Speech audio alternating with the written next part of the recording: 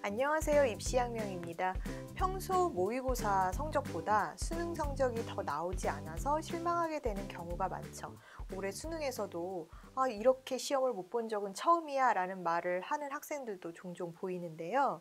이렇게 만약에 수능 성적이 평소의 실력을 반영하지 못한 결과를 가져왔을 때는 학생들이 재수를 결심하고 재수를 결심한 전제 하에 정시 지원을 선택하게 되죠. 한 학생의 사례를 통해서 이제 재수를 결심하고 과감히 상향 지원을 했었던 학생의 사례를 통해 올해는 또 어떤 변수가 있을지 우리가 미리 생각해 보는 시간을 갖도록 하겠습니다. 이 학생 같은 경우에는요, 국어가 2등급, 수학이 2등급, 영어 1등급, 그 다음에 과학에서 화학원이 2등급, 생명과학원이 1등급, 이렇게 평균 2등급선이 나왔었는데요. 지금 국어가 126점, 수학이 121점, 화학원이 63점, 생명과학원이 이제 71점 이렇게 표준 점수를 받았었습니다. 그래서 표준 점수 합이 381점 정도 나왔었던 학생입니다. 자연계 학생으로 같은 표준 점수 합이 동일한 동점자들에 비해서 표준 점수가 과학 탐구 같은 경우가 상대적으로 좀 높았어요. 그래서 타 영역에 비해서 이제 과학 탐구의 표준 점수가 7.1점 정도 차이가 있을 정도로 그렇게 상대적으로 높았었지만 사실 수학이 상대적으로 낮았었죠. 그래서 같은 표점대 학생들에 비해서 수학 같은 경우에는 전체 평균을 감안해 봤을 때 4.2점 정도가 이제 떨어지는 그런 상황이어서 상대적으로 수학은 취약하고 과학 탐구는 잘 나온 그런 케이스였습니다. 수학 성적, 이제 수학 영역의 교과 반영 비중이 상대적으로 낮은 그런 대학선이 유리했지만 대부분의 상위권 자연계 모집 단위는 사실은 수학 반영 비중이 낮지 않죠. 높게 설정이 되어 있어서 사실은 이 학생 같은 경우에는 학과 선택이 중요한 요소가 됐었습니다. 학생이 고려하는 대학선들이 아무리 찾아보려 해도 수학 반영 비중이 낮은 데가 없었기 때문에 대부분 높은 선이었기 때문에 과학 탐구에서의 어떤 강점을 활용해서 최대한 대학선을 먼저 선택하고 학과선에서 좀 안정적인 지원선을 찾고자 했었던 그런 전략을 세웠었죠.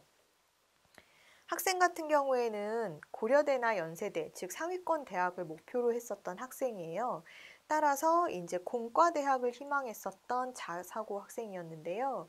그렇다 보니까 이제 기대치가 좀 높은 상황이었었고, 또 평상시 수능 성적이 이제 평상시 모의고사 성적에 비해서 수능 성적의 결과가 사실 잘 나오지 않아서 이 학생 같은 경우에는 제가 원하는 선이 아니면은 재수하겠습니다.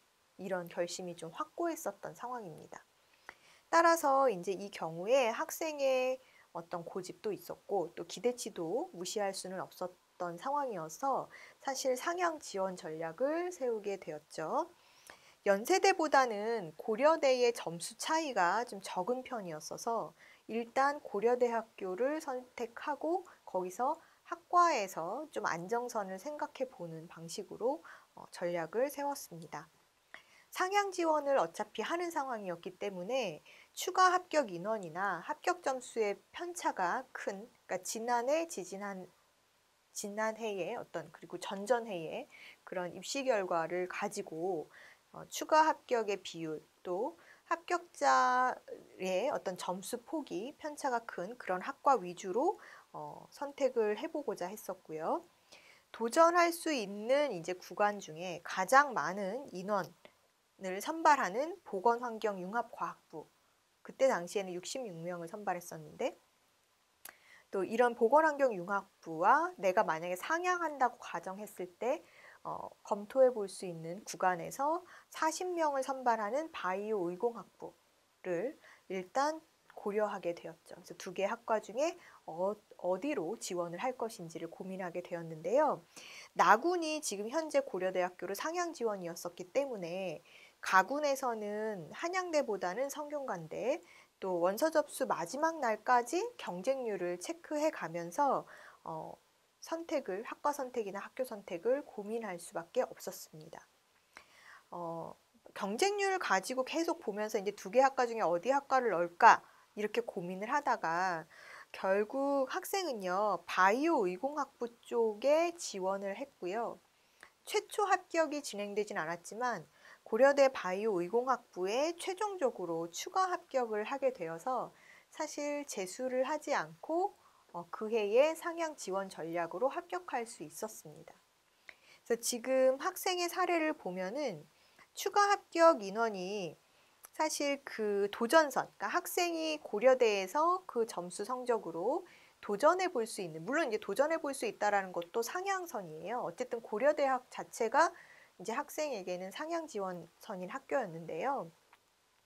보건환경융합학부랑 식품공학과, 물리학과, 또 지구환경과학과, 바이오시스템의과학부 등이 도전선에 있는 학과선이었고, 또 상향할 수 있는 선에서는 건축사회환경공학부, 또 바이오의공학부, 생명과학부 등이 상향선에서 그래도 한번 해볼 수 있는 선으로 고려가 됐었어요. 경쟁률은 사실 비슷비슷했습니다. 큰 차이는 없었고 거의 뭐 4점대 후반에서 5대 4, 5대 1 정도의 어떤 경쟁률을 보였었는데요. 인원수라든지 이런 부분을 고려했을 때 바이오 의공학부가 모집 인원이 일단 좀 많았었고 모집 인원에 비해서 추가 합격도 좀 많은 상황이었고 또 지원한 인원 경쟁률을 따져봤을 때도 어느 정도 그때 당시에 이제 경쟁률, 최종 경쟁률이 전날까지, 그러니까 이 학생이 계속해서 경쟁률을 체크해서 사실은 마지막 날 원서 접수를 했거든요. 근데 원서 접수 마지막 날 직전까지의 경쟁률이 이 바이오 의공학부가 2.4대 1이었었고, 그 다음에 원서 접수 끝난 최종 경쟁률이 3.78대 1이었어요. 그렇기 때문에 학생이 원서 접수할 때는 2.4대 1의 경쟁률까지 확인하고 마지막 날 지원서를 제출했는데요. 마지막에 경쟁률이 조금 올라간 상황이었기 때문에 어찌 보면 한번 도전해 볼 만한 선이었다라고 볼 수 있죠.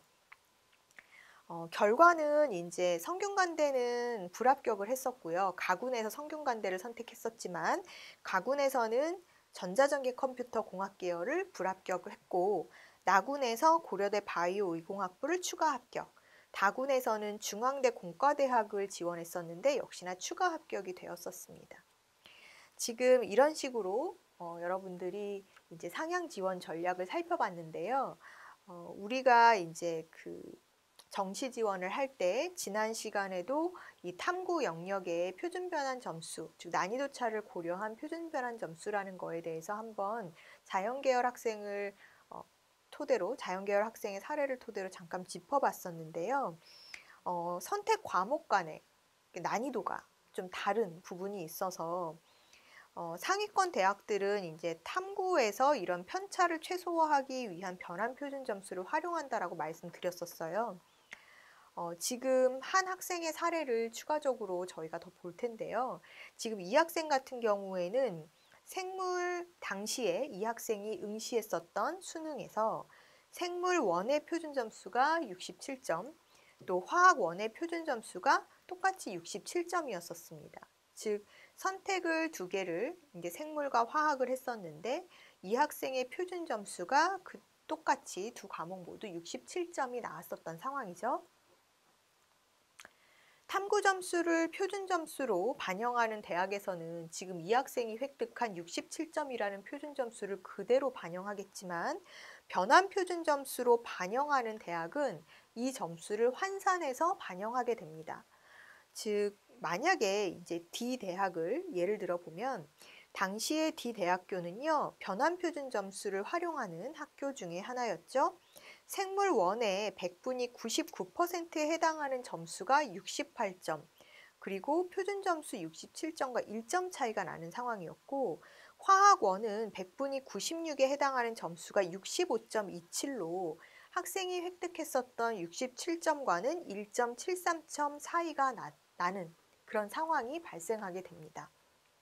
똑같이 67점이라는 표준 점수를 획득했지만 생물 1 같은 경우에는 100분위가 99, 화학 1은 100분위가 96이었기 때문에 변환 표준 점수를 적용했을 때 점수 차이가 벌어지게 됐었죠. 따라서 이 학생이 이제 D 대학을 지원한다라고 했을 때 보정 점수가 좀 달라지게 되는 상황이 발생되었습니다. 그래서 이런 경우를 보더라도 이게 백분위, 즉 백분위는 상대적인 서열이라고 말씀을 드렸잖아요. 그러니까 단순히 표준 점수 상으로만 지원하는 게 아니라 상대적인 점수차를 고려한 변환 표준 점수로 환산이 돼서 들어갈 수 있구나라는 거를 여러분들이 체크해 두셔야 될 것 같고, 동일한 점수라 하더라도 지금 화학원에서는 어찌 보면은 본인이 취득했었던 점수보다는 1.73점 정도 빠지게 환산이 돼서 들어간다. 그리고 생물 같은 경우에는 오히려 1점 정도 더 추가돼서 들어간다. 즉 D대학을 이 학생이 지원했을 때 현재 학생이 받았었던 표준 점수의 합 전체적으로 보면 0.73점 정도 빠져서 들어가는 상황이 되었던 것이죠. 그래서 이런 식으로 달라질 수 있다라는 거 여러분들이 체크해 두시고요. 올해도 역시나 이런 변환 표준 점수가 그 탐구 영역 간의 난이도 차이를 보정한 점수로 대학별로 제시가 될 텐데요. 그 부분 체크하셔서 정시 지원 전략을 세워보시길 바라겠습니다.